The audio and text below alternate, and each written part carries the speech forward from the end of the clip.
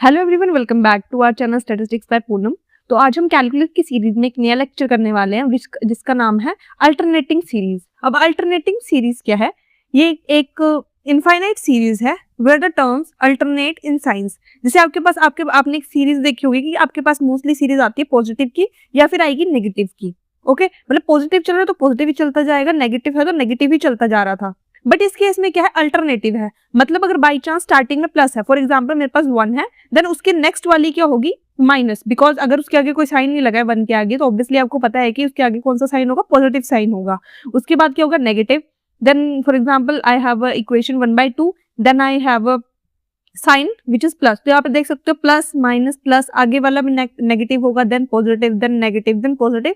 It is called an alternative series, जिसमें जो science होते हैं वो एक के बाद डिफरेंट हो जाता है। Okay, so here you can see this is a positive and negative, मतलब पॉजिटिव और नेगेटिव से बनी होती है ये series and can be written in the form. अब आप देख सकते हो यहाँ पर फॉर्म लिखी है, एक फॉर्म ये है और साथ में एक फॉर्म ये है। So these are some of the example. ये एग्जाम्पल है अल्टरनेटिव सीरीज के। फॉर एग्जाम्पल अगर मैं बी एन को हटा दूं जस्ट इन केस, तो यहाँ पर अगर मैं n ग्रेटर देन 0 लिखूं, तो अगर मैं 1 करती हूँ तो हो जाएगा -1 2 करती हूँ ये हो जाएगा 1। ओके, ये पॉजिटिव आ जाएगा। मैं 3 करती हूँ, ये -1 आ जाएगा। इसको 4 करती हूँ तो ये +1 हो जाएगा। देख सकते हो माइनस प्लस ये हो रहा है। अब यही केस अगर मैं यहाँ पे कर दूं तो पहला साइन मेरा पॉजिटिव आ जाएगा, सेकंड नेगेटिव आ जाएगा। तो यही आपको एग्जांपल दिया हुआ है रिलेटेड टू अल्टरनेटिव सीरीज। मतलब इसके रिलेटेड ये 2 एग्जांपल्स हैं जो मोस्टली यूज किए जाते हैं, where bn is greater than 0 for all positive integer. समझ गए आप अल्टरनेटिव सीरीज किसको बोलते हैं? जिसमें हमारे पॉजिटिव और नेगेटिव साइंस जो होते हैं, ये सिंबल्स जो होते हैं, वो एक दूसरे के साथ एक ही सीरीज में लिखे होते हैं, उनको बोलते हैं हम alternating series. Now this alternating series test help determine if such a series converges provided the terms decreases in magnitude and approaches to 0। अब ये अल्टरनेटिंग सीरीज जो है वो हमें बताती है कि हमारा या तो सीरीज कन्वर्ज करेगी या तो डाइवर्ज करेगी, तो ये हमें वो बताती है। अब इसके एग्जांपल देखोगे आप तो अल्टरनेटिंग हार्मोनिक सीरीज का हमने एग्जांपल लिया है, जहां पर आप देख सकते हो एक पॉजिटिव है, नेगेटिव, पॉजिटिव, नेगेटिव। इसको देखकर आप बता सकते हो ये आपका किसका एग्जाम्पल है, अल्टरनेटिंग सीरीज का। तो ये है आपका एक एग्जाम्पल जिसमें आप बता सकते हो कि अल्टरनेटिंग सीरीज हम कैसे लिखते हैं। आगे हम देखते हैं कि कुछ टेस्ट है इसके। सो ये जो अल्टरनेटिंग सीरीज का टेस्ट है इसको हम साथ में लेबनिज टेस्ट भी बोलते हैं। Okay, so to check if alternative series converges use this test. अगर हमें टेस्ट करना है कि वो सीरीज कन्वर्ज कर रही है या नहीं कर रही है, तो उस टेस्ट को करने के लिए हम ये वाला टेस्ट यूज करते हैं विच इज लेबनिज टेस्ट। अब इसके लिए 2 कंडीशन है पहली बात तो, और 2 कंडीशंस क्या है, an इज डिक्रीजिंग। पहली बात an को क्या करना पड़ेगा, डिक्रीज करना पड़ेगा। जैसे आप देख सकते हो पहली वैल्यू बड़ी है, उसके बाद वो बड़ा है, उसके बाद नेक्स्ट इज छोटा, नेक्स्ट इज उससे भी छोटा, देन उससे छोटा, देन अप टू जो लास्ट वाली वैल्यू आएगी वो स्मॉलर आएगी। Obviously this is will be smaller value, this will be the higher value. क्यों? क्योंकि आपने देखा कि a1 is greater then a2, a2 बड़ा है a3 से, a3 से बड़ा सॉरी a3 बड़ा है a4 से, आगे a4 ही आएगा। अब a4 मतलब पहले वाली वैल्यूज क्या है, स्टार्टिंग वाली हायर है, तो मतलब यहाँ पर ये छोटी, उससे छोटी, उससे छोटी, लास्ट वाली कितनी आ जाएगी, 0 ही आ जाएगी अप्रोक्सीमेटली। ओके, नाउ अब ये केस देख सकते हो सेकंड वाला जो मैंने अभी आपको बताया कि अगर आपकी n जो है वो इन्फिनिटी चली जाएगी। अभी तो बताया मैंने a1 है, a2 है, a3 है। अब मुझे नहीं पता ये कब तक जा रही है। फॉर एग्जाम्पल मैंने an को ले लिया a इन्फिनिटी। अब आपको बताया कि अगर a इन्फिनिटी चला जाता है तो उसका रिजल्ट क्या जाएगा, 0। और मैंने अभी आपको बताया, अभी आपको ये चीज क्लियर की कि जब आपकी ये इक्वेशन जो है डिक्रीज करेगी तो ऑब्वियसली ये कहां तक चली जाएगी, 0 तक चली जाएगी। ओके, क्योंकि this is the highest value. So इसी केस में हमने बता रखा है कि अगर उसकी लिमिट को हम n अप्रोचेस टू इन्फिनिटी करके an इज इक्वल टू 0 कर देंगे, सॉरी an कर देंगे, तो उसकी वैल्यू क्या आएगी, 0 ही आएगी, विच इज दिस। ओके, समझ आया इतना? अब हम देखते हैं कि हमारी कंडीशंस मीट कब करते हैं, दोनों कंडीशंस द सीरीज कन्वर्जेस। मतलब जब ही हमारी कंडीशंस मेट हो जाएंगी, दोनों कंडीशंस। कौन सी कंडीशंस? जब हमारा an is decreasing and this limit is 0, तब हमारी क्या हो जाएगी, वो सीरीज कन्वर्ज हो जाएगी। So let's see.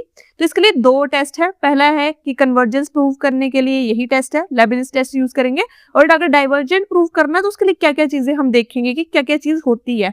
Okay, convergent होगी अगर ये सीरीज, तो उसके लिए एक इक्वेशन दी हुई है कि -1 raise to power n 1/n square. अब इसको अगर हम एक्सपैंड करेंगे, फॉर एग्जांपल मैंने n की वैल्यू पहले रख दी 1, ओके, तो इस केस में पहली वैल्यू आ रही है -1, अगर मैंने 2 रख दी so it will become 1/4, okay, क्योंकि 2 तो यहाँ पर भी आएगा ना, because n is also there here, यहाँ पर 2 आ जाएगा, तो it will become 1 into 1/4, okay, it will become 1/4। ऐसे ही जब हम 3 लिखेंगे इट विल बिकम -1/9, देन +1/16, -1/25। ये इक्वेशन चलती जाएगी और साइंस के होते जाएंगे, इसके चेंज होते जाएंगे, विच इज अल्टरनेट सिंबल्स होंगे, ठीक है। तो अब इस कंडीशन को चेक करने के लिए हमने अभी देखा कि जो आपकी an जो है वो क्या करनी चाहिए, डिक्रीज करनी चाहिए। ये पहली हमने कंडीशन पढ़ी थी, हाँ या ना, तो ये कंडीशन हमने पहले पढ़ी थी, तो अब हम इस चीज में देख रहे हैं, इस वाली इक्वेशन में देख रहे हो कि दिस इज मतलब एक तरह का कांस्टेंट, -1/n, इससे हमें फर्क नहीं पड़ता, ओके, मेन फर्क पड़ रहा है इससे। तो पहले देखते हैं कि an = 1/n² is decreasing, obviously right. क्यों डिक्रीज कर रहा है, क्योंकि 1 ग्रेटर है। 1/4 को अगर आप डिवाइड करोगे तो it will become hardly come up to like this, इसको डिवाइड करोगे this will become like this, मतलब कम होते होते ये 0 तक पहुंच जाएगी, okay. So this equation, first equation क्या है हमारी, करेक्ट हो रही है। सेकंड है कि जब हम n² को इन्फिनिटी पुट कर देंगे तो ये 0 आएगा, क्योंकि बिकॉज 1/∞ = 0, ये सभी को पता है, ओके। तो एट लास्ट में ये 0 आ जाएगी, मतलब हमारी सेकंड इक्वेशन भी क्या कर रही है, ये प्रूव कर रही है, राइट, मतलब करेक्ट है। So, इस केस में हम बोल सकते हैं since both conditions hold the series converges, मतलब हमारी दोनों कंडीशंस क्या हो गई हैं, अप्रूव हो गई हैं, करेक्ट है, सो हमारी सीरीज क्या हो जाएगी, कन्वर्ज हो जाएगी। अब यही केस है हमारे पास कि अगर फॉर एग्जांपल हमारे पास कोई इक्वेशन आती है, कोई सीरीज आती है जहां पर हमें डाइवर्जेंट प्रूव करना है, तो हम कैसे बता सकते हैं कि डाइवर्जेंट है। अब हम देख सकते हो आपके लिए एक इक्वेशन दी हुई है जहां पर आपको दिया हुआ है -1/n 1/n+1। इसको जब हमने एक्सपेंड किया तो हमने एक्सपेंड किया -1/2 + 1/3 -1/4 -1/5, ये हमारी इक्वेशन आ रही है। सो अगर हम इसको चेक करेंगे, सो इस केस में हमारी फर्स्ट कंडीशन तो प्रूव कर रही है कि हाँ this equation is decreasing, obviously ना, हमारी कंडीशन क्या हो रही है, डिक्रीज कर रही है, बिकॉज 1/2 = 0.5, 1/3 = 0.33, 1/4 = 0.25, 1/5 = 0.2, मतलब ये ज्यादा से कम हो रही है, गॉट इट। तो हमारी फर्स्ट जो इक्वेशन है, ये फर्स्ट कंडीशन जो है वो क्या है, प्रूव हो रही है, so it is correct, okay. But आपको पता है कन्वर्जेंट प्रूव करने के लिए हमें सेकंड इक्वेशन भी क्या चाहिए, करेक्ट चाहिए, ओके।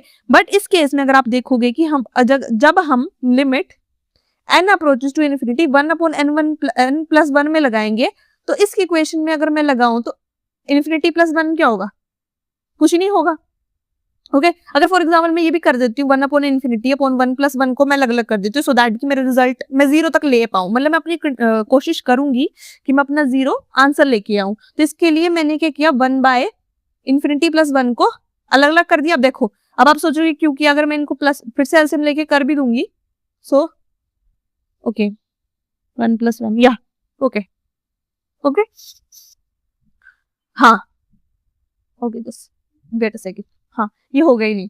सो इस केस में अगर मैं इन दोनों को 1/∞+1 कर दूं, तो इस केस में तो रिजल्ट आएगा ही नहीं। क्यों नहीं आएगा, because this is not acceptable, okay.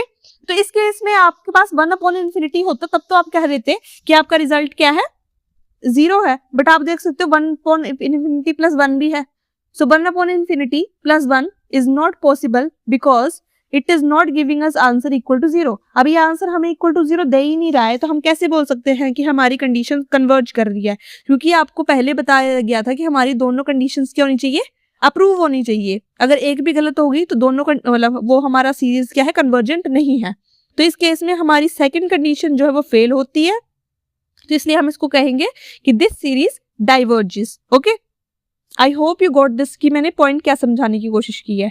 अब एक नोट समझ लेना कि जो लेबनिज टेस्ट है, help check if any alternating series converges, वही अभी आपको बताया कि लेबनिज सीरीज जो है, ये टेस्ट जो है वो किस लिए फाइंड आउट करता है, अल्टरनेटिंग सीरीज कन्वर्ज कर रही है या नहीं, ये टेस्ट उसी के लिए यूज किया जाता है।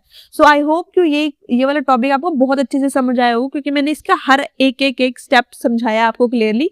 बट फिर भी अगर आपको कोई स्टेप समझ नहीं आता है, सो प्लीज कमेंट सेक्शन में बता देना। आई विल लाइक बहुत जल्दी इसका रिस्पॉन्स दूंगी, एंड बहुत मतलब ब्रीफ में, शॉर्ट में और साथ में इन डिटेलिंग कि उसमें क्या क्या हुआ है। So thank you and have a nice day.